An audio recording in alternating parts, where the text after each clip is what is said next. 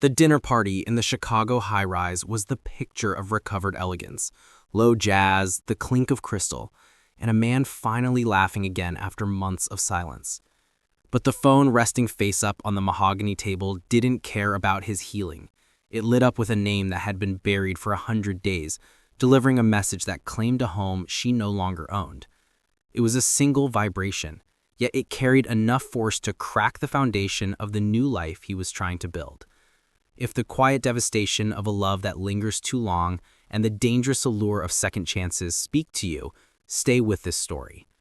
There are secrets woven into these silences that are just beginning to unravel, and if you want to see who survives the fallout, don't look away. The rain in Chicago had a way of stripping everything down to its gray steel bones, much like the last 3 months of Mark Sterling's life. Mark stood by the floor-to-ceiling window of his 42nd floor apartment, watching the traffic crawl along Lakeshore Drive. The red taillights blurred into streaks of blood orange against the wet asphalt. It was day 100. He knew this not because he was counting, but because his lawyer had sent an email that morning regarding the separation agreement, noting the statutory waiting period. 100 days since the suitcase clicked shut. 100 days since Elena had stood in this very living room, her eyes bright with a manic sort of cruelty, telling him that she was suffocating, that she needed to feel alive again, that Julian, her ex from a decade ago, was the oxygen she had been missing. Mark took a sip of the Pinot Noir in his hand. The wine was dry, grounding. "You're doing the thing again," a soft voice said from the kitchen island. Mark turned. Sophie was plating the risotto, her movements efficient and unhurried. She was everything Elena wasn't: quiet, observant, careful with the things she touched. They had met 6 weeks ago at a site inspection for the new botanical garden project. Mark was the lead architect, Sophie was the landscape designer. Their connection hadn't been a spark. It was more like the settling of a foundation. "What thing?" Mark asked, walking over to join her. "The brooding architect staring into the void thing," she teased gently, though her eyes remained alert, scanning his face for cracks. She knew about Elena. In their circle, everyone knew. You didn't lose a wife to a washed-up musician without the rumor mill grinding you into dust first. "Just watching the rain," Mark lied. He set his glass down on the quartz countertop. "Does it need more parmesan?" "It needs you to sit down and eat." Sophie handed him a linen napkin. They sat. The apartment, once a shrine to Elena's eclectic, chaotic taste, had changed. Mark had removed the abstract paintings she loved, the ones that always felt like they were screaming, and replaced them with minimalist prints. The space felt larger now, breathable, though occasionally the silence was loud enough to ring in his ears. Dinner was pleasant. They talked about the grading issues on the north lawn of the project and the ridiculous demands of the city council. For the first time in months, Mark felt the knot in his chest loosen. He looked at Sophie, the way the warm, pendant light caught the stray curls escaping her clip. She was safe. She was real. She didn't look at him as if he were a cage she needed to escape from. "I have to check my schedule for tomorrow," Sophie said, as she finished, reaching for her phone. "I think the supplier is coming at 8. "Check mine too," Mark said, gesturing to his own phone lying face up on the table between them. "I think I have a conflicting meeting." It was a mundane moment, domestic, intimate in its banality. Then the phone buzzed. It wasn't a call. It was a text message. The screen lit up, the harsh white light cutting through the dimmed ambiance of the dining room. Mark glanced down casually, expecting a notification from his firm partner or perhaps his mother. The name on the screen punched the air out of his lungs. Elena. The world seemed to tilt on its axis. The ambient music faded into a dull hum. Beside him, Sophie froze, her hand hovering halfway to her own device. She saw it too. In the peripheral vision of the notification, the preview text was painfully, brutally clear. "Elena, I made a mistake. I'm packing my bags. I'm coming." The preview cut off, but the intent was a sledgehammer. Mark stared at the device as if it were a bomb that had just armed itself. His heart hammered against his ribs, a traitorous physiological response that angered him instantly. 100 days. He had spent 100 days scrubbing her ghost from these walls, and with a few kilobytes of data, she had just walked back in. He didn't reach for the phone. He couldn't. His hand felt heavy, paralyzed by the sudden intrusion of the past into his fragile present. Sophie slowly lowered her hand to the table. She looked at the phone, then at Mark. Her expression wasn't angry. It was resigned. A look of quiet devastation that hurt Mark more than any accusation could. She saw the name. She saw the message. "Mark," she whispered, her voice steady but thin. The phone buzzed again. A second message. "Elena, please tell me you're there." The silence that followed was absolute. It wasn't peace anymore. It was the vacuum before the storm. Mark looked at Sophie, seeing the question forming in his eyes, a question he wasn't sure he had the answer to yet. The rain battered against the glass, harder now, demanding to be let in. 3 miles west of Mark's pristine high-rise, the rain did not look like a cinematic blur of city lights. In Wicker Park, it looked like sludge accumulating in the gutters of a street that hadn't been swept in weeks. Elena Sterling sat on the edge of a mattress that lay directly on the floor. There was no bed frame. That had been part of the charm 3 months ago, the bohemian, unmoored freedom of it all. Julian didn't care about thread counts or bed skirts or coasters. He cared about music, about feeling, about the raw electricity of the moment. Now, however, the mattress just felt damp, and the sheets smelled faintly of stale tobacco and old beer. She pulled her silk robe tighter around herself. It was a remnant from her old life, a piece of Mark's world that looked ridiculous in this drafty, converted warehouse loft. "Do we have any coffee?" Elena asked, her voice tight. Julian didn't look up from his guitar. He was hunched over a loop pedal, his hair disheveled in a way that used to look sexy, but now just looked unwashed. "Think we're out. I could run to the bodega later." "Later? It's 6 in the evening, Julian. You haven't left the apartment all day." "Chill, Elle. You're doing that thing again, the managing thing. I'm not your employee." The accusations stung, mostly because it was the exact same thing she used to tell Mark when he asked about her spending. But with Mark, the fridge was always full. With Mark, the heat worked. With Mark, she didn't have to step over a tangled web of amplifier cables just to get to a bathroom that had no lock. She stood up, the cold wood floor biting into her bare feet. She walked to the kitchenette, a generous term for a sink filled with 3 days of dishes and a mini fridge humming aggressively in the corner. She opened it. A half-empty carton of almond milk and a wilting bag of spinach greeted her. This was the passion she had blown up her marriage for. The argument had started an hour ago, over something trivial, a utility bill that was pink with overdue warnings. Julian had laughed it off, calling it corporate harassment. Elena hadn't laughed. She had realized, with a sinking, nauseating clarity, that she wasn't living a romance novel. She was bankrolling a 35-year-old man's refusal to grow up. "I can't do this tonight," Elena muttered, closing the fridge. "Then go," Julian said, strumming a harsh, dissonant chord. "Nobody's keeping you here, babe. You wanted out of the cage, remember? Don't turn this place into another one."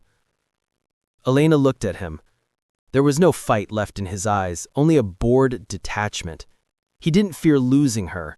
That was the difference. Mark had looked at her like she was the sun. Julian looked at her like she was a lamp he could easily switch off. She walked to the window. The reflection showed a woman who looked tired, her edges fraying. Panic began to rise in her throat, a cold, sharp realization of how far she had fallen. She missed the silence of the condo. She missed the way Mark would pour her wine without asking, anticipating her needs before she even articulated them. She had convinced herself that Mark was boring, stifling. Now she realized he was safe. And right now, safety felt like the most exotic thing in the world. She picked up her phone. Her thumb hovered over Mark's contact. She hadn't blocked him. She had just muted him, expecting a barrage of angry texts that never came. His silence over the last 3 months had been unnerving. She had interpreted it as him being broken, unable to function without her. Surely he was just waiting. Men like Mark, loyal, steady, predictable Mark, didn't move on. They waited. They stewed. They kept the light on. She needed to go home. The thought wasn't a question, it was a survival instinct. If she went back now, she could fix it. She would cry, she would apologize, she would blame a midlife crisis or a mental breakdown. Mark would be hurt, yes, but he would be relieved. He would take her back, because he was Mark and she was Elena, and that was how their world worked. She typed the words quickly before the shame could stop her. I made a mistake. I'm packing my bags. I'm coming home. She stared at the text. It felt true. It felt like a magic spell that would reverse the last 100 days. But she needed to be sure. She needed him to open the door, metaphorically, before she showed up physically. She added a second line, a plea designed to trigger his savior complex. Please tell me you're there. She hit send. The little swoosh sound of the message departing seemed to suck the air out of the loft. Elena let out a breath she didn't know she was holding. She turned her back on Julian, who was still seemingly lost in his music, and stared at the screen, watching the 3 dots that would signal Mark's typing. She waited. 10 seconds. 30 seconds. A minute. The screen dimmed, then went dark. Who are you texting? Julian asked, his voice cutting through the gloom. No one, Elena said, clutching the phone like a talisman. Just fixing something. She stared at the black screen, her reflection staring back, distorted and anxious. He had to reply. He had to be there, because if he wasn't, she was trapped in this cold, loud room with a stranger, and she had nowhere else to go. The light from the phone screen did not simply illuminate the table. It seemed to bleach the color out of the entire room. The soft amber warmth of the pendant light, which moments ago had made Sophie's skin look like brushed gold, was now overpowered by the harsh, clinical, blue-white glare of the notification. Elena.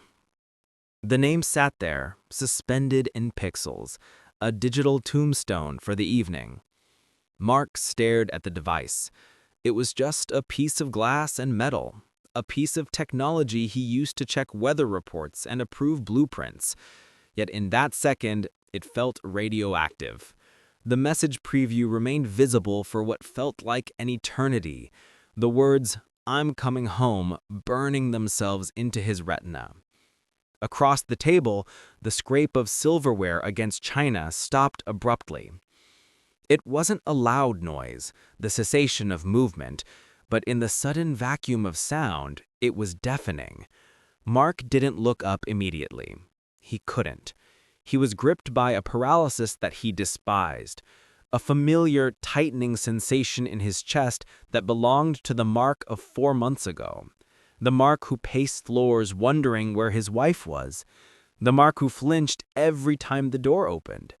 He had spent 100 days exercising that version of himself. He had rebuilt his routine, brick by painful brick. He had learned to sleep in the center of the bed.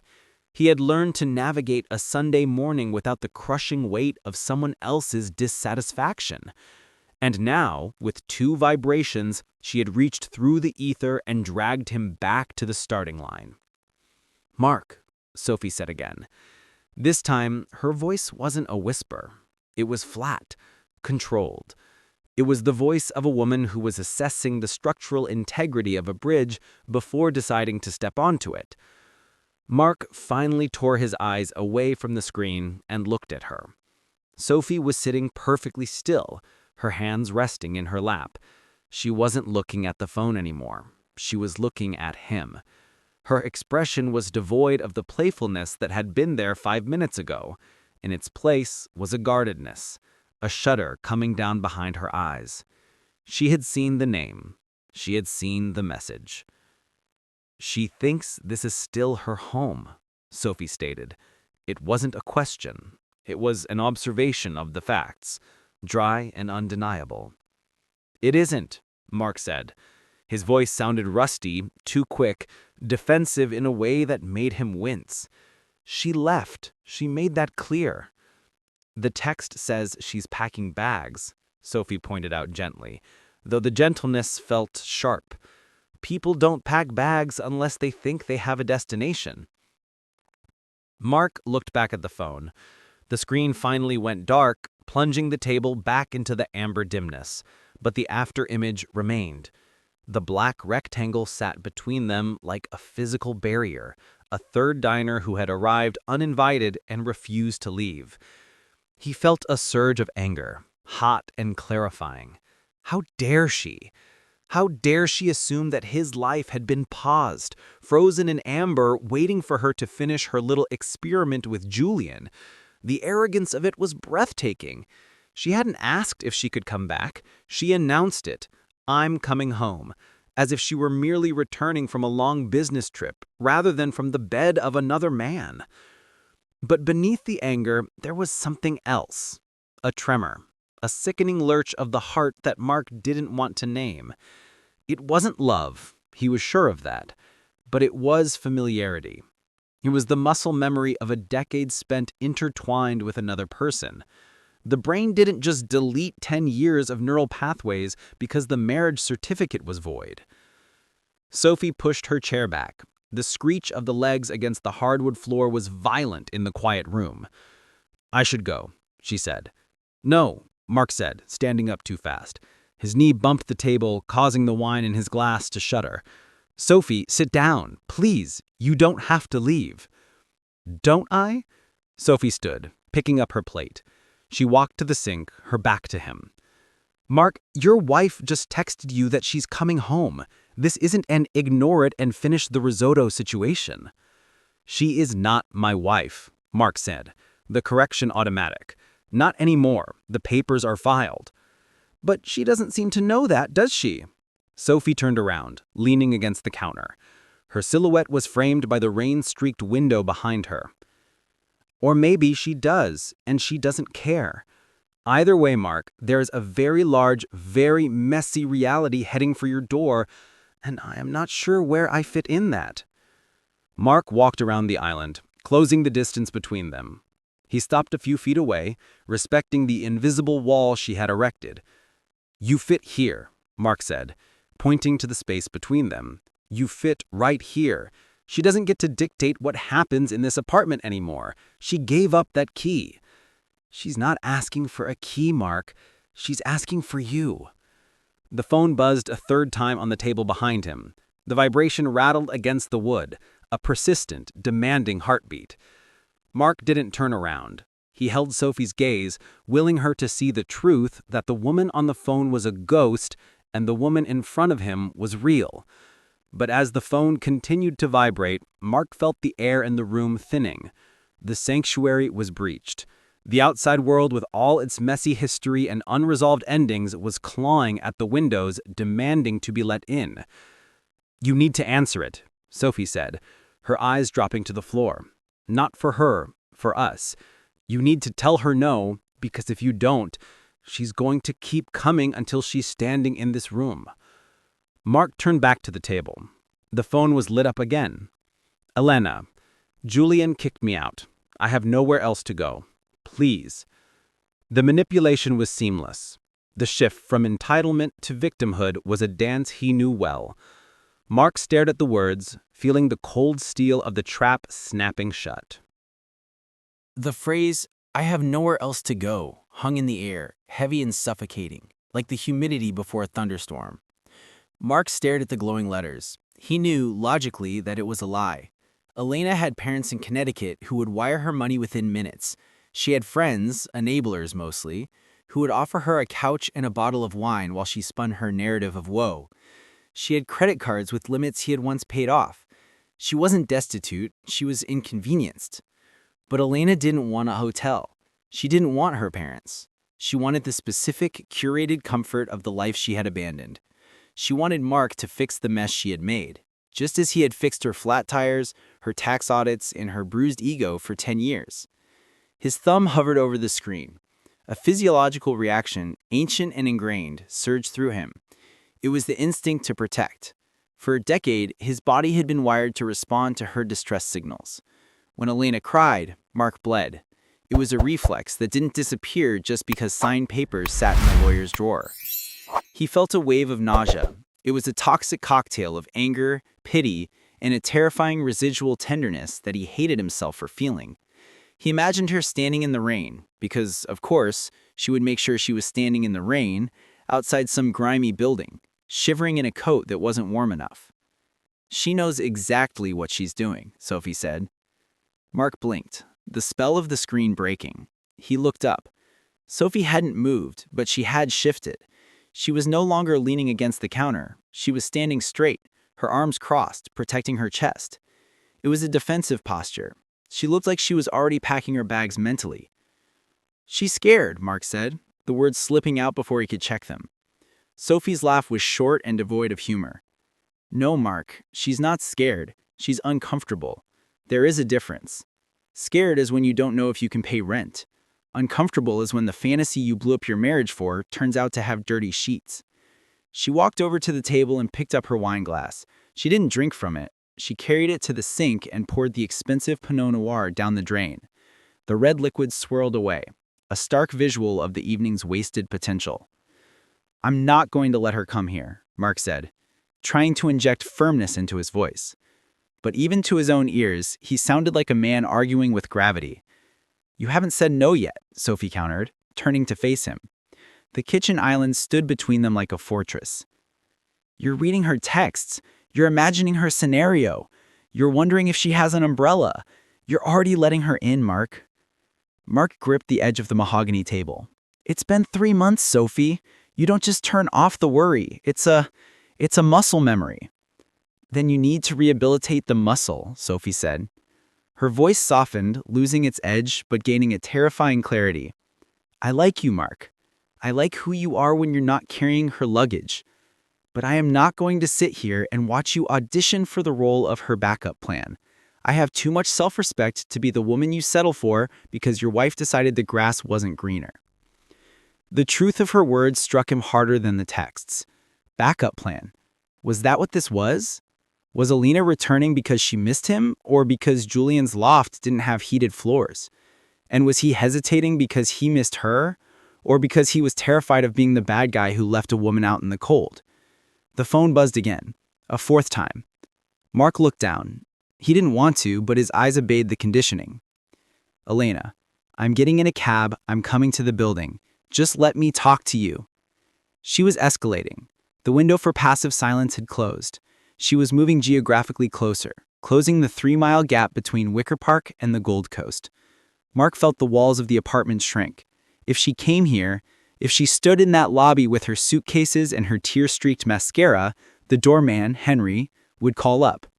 Henry knew Elena. Henry liked Elena. The social pressure, the public spectacle of it would be agonizing. He looked at Sophie. She was watching him, waiting for the decision that would define the rest of the night and perhaps the rest of his life. "She's coming," Mark said, his voice hollow. "I know," Sophie said. She picked up her purse from the counter. It was a small, deliberate movement. "Don't," Mark said. He moved around the table, cutting off her path to the door. "Don't go, please." "Why should I stay?" Sophie asked, looking up at him. Her eyes were dry, clear, and searching. "Give me one reason that doesn't involve you being afraid to be alone." Mark reached out, taking her hand. Her fingers were cool, unresponsive at first. Then slowly, tentatively, she squeezed back. "Because I don't want to be the man who saves her anymore," Mark said, the realization crystallizing as he spoke it. "I want to be the man who is here with you, but I don't know how to stop the train that's coming. I need you to help me stand my ground." It was a weak admission, perhaps. A man admitting he needed help to face his ex-wife. But it was honest. Sophie studied his face for a long moment. She saw the fear, but she also saw the resolve trying to push through the guilt. She let out a sigh. The tension in her shoulders dropped an inch. "Okay," she whispered. "I'll stay, but Mark." "Yes?" "When she gets here, and she will get here, you don't go down there to save her. You go down there to say goodbye." And if you waver, even for a second, I will walk out that front door and I won't look back." Mark nodded. He turned back to the table, to the phone that was still glowing faintly. He didn't pick it up. He didn't reply. He let the screen time out, plunging the room back into semi-darkness. He didn't text back. But silence, he knew, was not a wall. It was just a delay. And Elena was 10 minutes away. The taxi smelled of wet wool and vanilla air freshener, a cloying combination that made Elena feel carsick. She leaned her forehead against the cool glass, watching the familiar landmarks of the Gold Coast slide by. The Prada store, the steakhouse where they had celebrated their 5th anniversary, the park where they used to walk that neurotic greyhound Mark's mother had foisted on them. It all looked the same. This comforted her. It reinforced her theory that nothing had truly changed, that the last 3 months were just a blip, a glitch in the programming of her life. She checked her phone again. No reply. She smiled faintly. Silence was good. Silence meant he wasn't yelling. If he were truly done, he would have texted back something hateful, something final, like, "Don't come," or "I called the police." But he hadn't. He was reading her messages. He was listening. He was probably sitting in his leather armchair, the one she hated because it was too stiff, holding his breath, waiting for her to walk through the door and tell him that the nightmare was over. "We're here, miss," the driver said, pulling up to the curb. Elena paid him and stepped out into the rain. She didn't have an umbrella. She had left it at Julian's in her haste, but she didn't care. The doorman would have one. She gathered her 2 large suitcases from the trunk. They were heavy, filled with the clothes she had taken in a frenzy back in July, now wrinkled and smelling of the loft. She rolled them toward the awning, her heels clicking on the wet pavement. Henry was at the desk. Good old Henry. He had been working the night shift for 6 years. He used to sneak her packages up when Mark was on a call so she wouldn't get lectured about online shopping. "Good evening, Henry," Elena said, putting on her brightest, most dazzling smile, the one she used for donors at the gallery. She walked toward the elevators, expecting him to buzz the inner door open as he always did. The door didn't click. Elena stopped and turned. Henry wasn't reaching for the button. He was standing behind the marble console, his hands clasped in front of him. He looked uncomfortable, his gaze shifting somewhere over her left shoulder. "Henry," she asked, a confused laugh bubbling up. "It's me. I forgot my fob." "Good evening, Mrs. Sterling," Henry said. His voice was polite, but it lacked the warmth she was used to. He didn't move to open the door. "It's pouring out there, Henry. Can you buzz me in? I have these bags." "I can't do that, ma'am," Henry said quietly. Elena felt a cold prickle of irritation. "What do you mean you can't? I live here." Henry finally looked her in the eye. There was pity there. It was the worst kind of look, not anger, not judgment, just a deep, professional pity. "Mr. Sterling removed your name from the resident list, ma'am. Instructions were to not allow access without his direct authorization."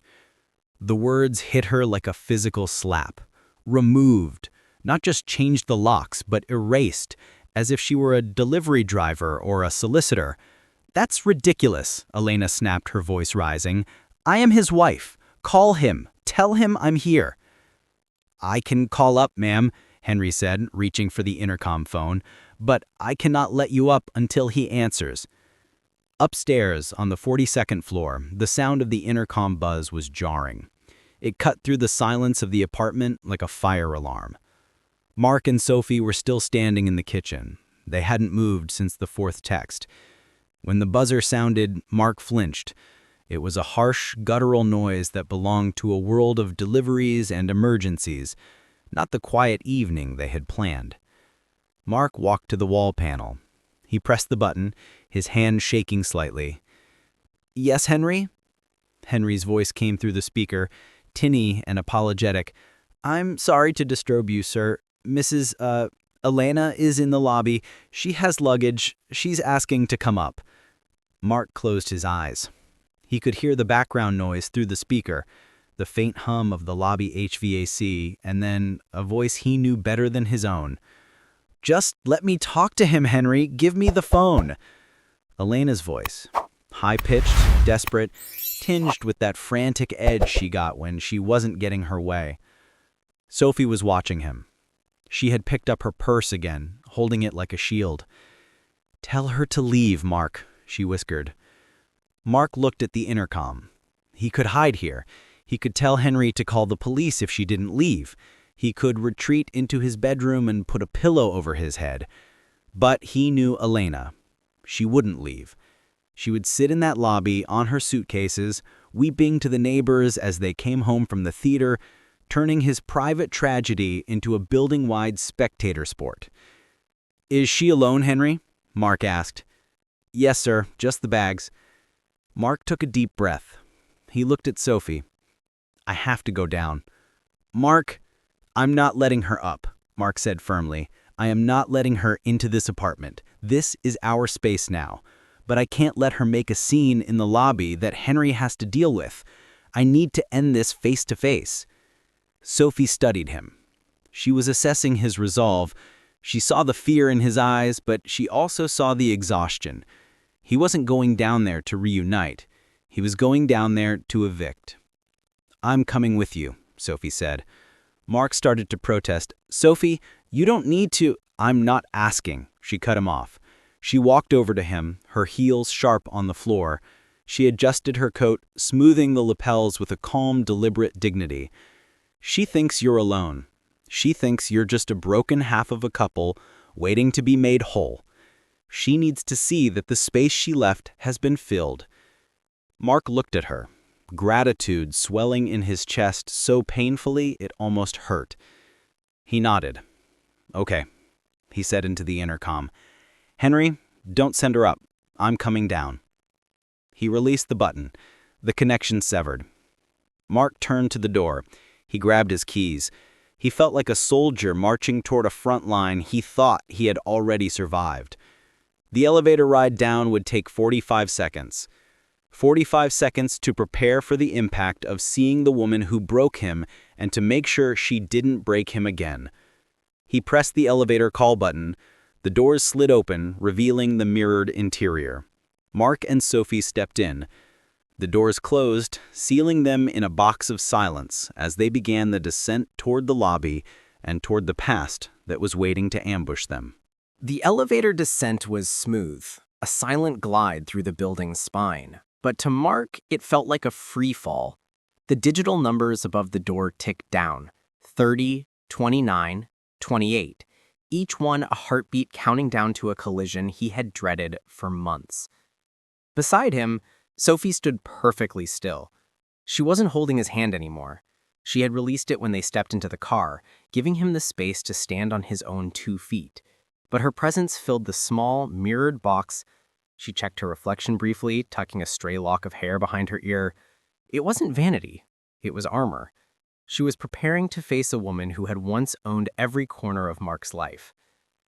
10, 9, 8. Mark adjusted his cuffs. He caught his own reflection in the brushed steel doors. He looked tired, yes, but he didn't look like the man who had spent July drinking scotch in the dark. He looked like a man who had survived. Lobby. The bell dinged, a cheerful, polite sound that seemed grotesquely out of place. The heavy steel door slid open with a soft hiss. The lobby of the Sterling residence was a cavern of cream marble and Art Deco gold accents. It was designed to impress, to intimidate. In the center of the room, near the concierge desk, stood Elena. She had clearly attempted to stage the moment. She was standing slightly apart from her luggage, her hands clasped in front of her coat, her head bowed just enough to look vulnerable but not defeated. She had prepared a face for him, a mixture of remorse, exhaustion, and that specific dewy-eyed beauty that had worked on him 1,000 times before. She looked up as the doors opened, her eyes locking onto Mark's silhouette. "Mark!" She breathed, taking a half step forward. Her face began to crumble into the expression she had practiced in the taxi, the relief of the rescued. Then, she saw Sophie. The movement stopped. The expression froze, then fractured. Mark stepped out of the elevator and Sophie stepped out right beside him. They moved in sync. An unconscious choreography developed over weeks of cooking together, walking together, existing together. They didn't touch, but the air between them was dense with connection. Elena blinked. Her gaze darted from Mark to Sophie, then back to Mark, as if her brain refused to process the visual data. This was not the script. The script was Mark comes down alone. Mark sees her wet coat and shivering frame. Mark gets angry, then softens. Mark takes the bags. Mark takes her home. The script did not include a woman in a cashmere sweater standing at his shoulder, looking at Elena with the cool, dispassionate gaze of a stranger viewing a traffic accident. Who? Elena's voice cracked. She cleared her throat, trying to regain the upper hand, but the visual of the two of them standing there, dry and united, made her look small. Who is this? This is Sophie, Mark said. His voice was steady. He didn't feel the urge to apologize. He didn't feel like the man who had spent July drinking scotch in the dark. He looked like a man who had survived. With me. The words hung in the high ceiling's lobby. They meant so much more than just physical proximity. Elena took a step back, her heel catching on the edge of the rug. She looked at Sophie, really looked at her, and saw the things she had lost. Sophie looked calm, she looked grounded, she looked like she belonged in the building, while Elena, with her damp hair and mud-splattered suitcases, looked like a transient. I don't understand, she whispered, her eyes filling with tears that were no longer performative. Mark, I sent you the text. I told you I was coming home. I got the text.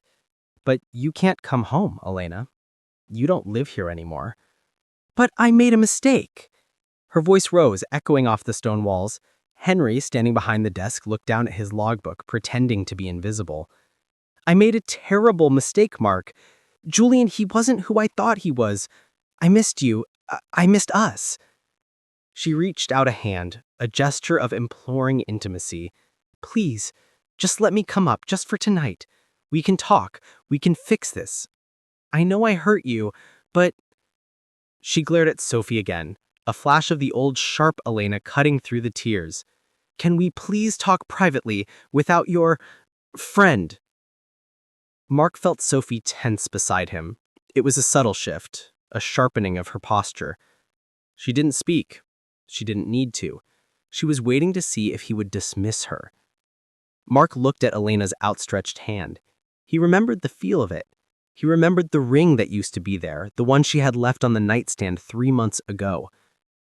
No, Mark said. The word was quiet, but it landed like a stone. No? Elena repeated, stunned. No, Mark said again, louder this time.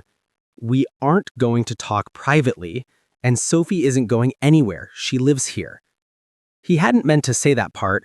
Sophie didn't officially live there. She had her own place in Lincoln Park, but in that moment, claiming her presence felt like the only way to shield them both.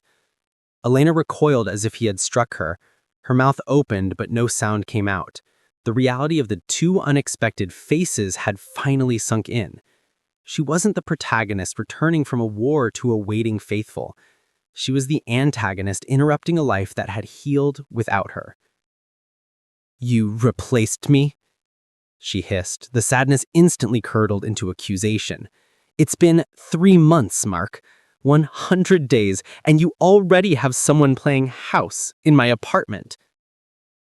It's not your apartment, Sophie spoke for the first time.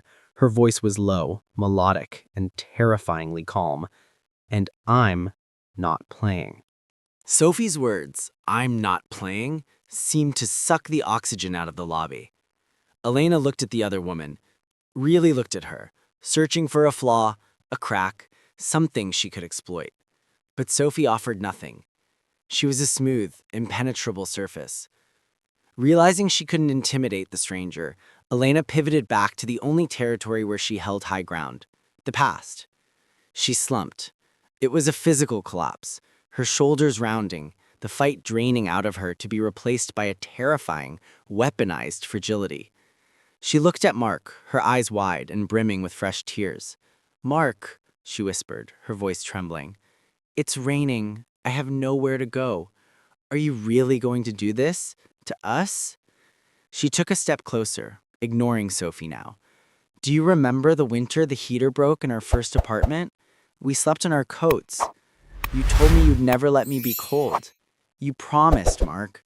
Does 10 years mean nothing because I got lost for 3 months?" It was a low blow, a precise surgical strike at his decency. Mark felt the impact in his chest. He remembered that winter. He remembered holding her. He remembered the fierce, protective love that had defined his 20s. For a split second, the old reflex kicked in. He wanted to reach for his wallet. He wanted to call her a car. He wanted to be the good man, the provider, the fixer. He could feel the weight of his own morality pressing down on him, whispering that it was cruel to leave her standing on the marble floor with her life in bags. He looked at the suitcases. Mud streaked the expensive leather. They looked like refugees from a disaster, much like their owner. Then he felt a subtle movement beside him. Sophie didn't speak. She didn't grab his arm. She simply shifted her weight, turning slightly away, as if preparing to walk to the elevator alone. It wasn't a threat. It was a boundary. She was signaling that she would not be a spectator to his martyrdom. That slight movement cleared the fog. Mark looked at Elena. He saw the desperation, yes, but he also saw the entitlement. She wasn't asking for forgiveness. She was demanding reinstatement. She was using their shared history not to connect, but to hold him hostage. "I remember the heater," Mark said softly. Elena's face brightened with a flicker of hope. "Then please." "I also remember July," Mark continued, his voice hardening, gaining traction. "I remember you standing in the hallway telling me that our life was a cage. I remember you telling me that Julian made you feel alive and that I made you feel tired. You didn't care about my promises then, Elena. You only care about them now because the other option didn't work out." "I was confused," Elena cried out, reaching for his sleeve. Mark stepped back, putting another foot of distance between them. Her hand grasped at empty air. "You weren't confused. You were bored. And you were cruel." "I'm sorry." She was sobbing now. Ugly, gasping sounds that echoed off the high ceiling. Henry, the doorman, had turned his back completely, pretending to study the mail slots, but the tension was thick enough to choke on. "I'm sorry, Mark. I'll do anything. Just let me come up. I can't be out there alone." "You are alone," Mark said. The truth of it was stark, devoid of malice. "We are all alone, Elena.